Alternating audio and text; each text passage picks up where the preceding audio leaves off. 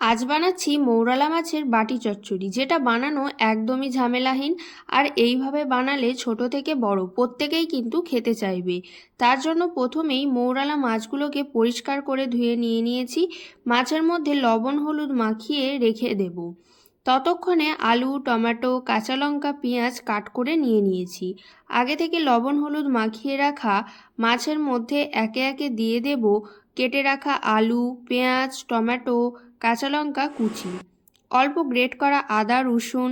তারপর দিয়ে দেব জিরে গুঁড়ো, মৌরি গুঁড়ো, ধনে গুঁড়ো, লঙ্কা গুঁড়ো, গোলমরিচ গুঁড়ো, তেল। সব কিছুকে ভালো করে মিশিয়ে মেখে নেব।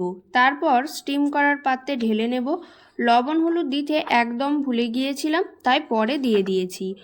সবশেষে আবারও সর্ষের তেল দিয়ে দেব আর অল্প জল। অন্যদিকে কড়াইয়ের গরম জলে বাটিটা বসিয়ে নেব। ঢাকনা দিয়ে 30 থেকে 45 মিনিট স্টিম করে নিলেই একদম রেডি বাঙালির প্রিয় মৌরালা মাছের বাটি চচ্চড়ি। খেতে কিন্তু দারুণ হয়েছিল। ভালো লাগলে অবশ্যই like, comment, share and subscribe করে দিও।